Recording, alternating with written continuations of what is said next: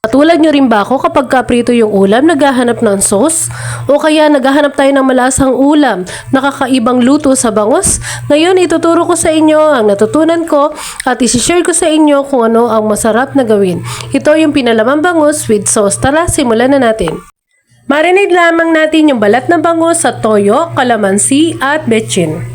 Then set aside natin to at ibabad ng 15 minutes bago lutuin. Kung makikita nyo po, yan po yung palaman ng bangus na inalisan ko ng tinik and then nilagyan ko ng Knorr seasoning, betchin at toyo. So, tansyahan lang po yung paglalagay dyan and after dyan, yun po yung pinakapampalasa. Naglagay po ako ng 10 pieces po ng kalamansi.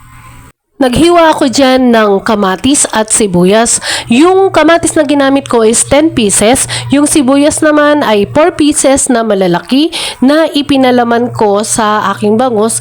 At pagkatapos po niyan ay magpiprito po tayo. Pagkaprito po niyan, magilalagay na po natin yung pinaka-sauce na pinag-marinate po natin kanina. Pakuluan po natin yang mabuti at hanggang sa matuyo at magkaroon ng konting sauce. Napakasarap po niyan, malasa kapag natikman mo to, siguradong mapapaulit ka. Maraming salamat sa panonood.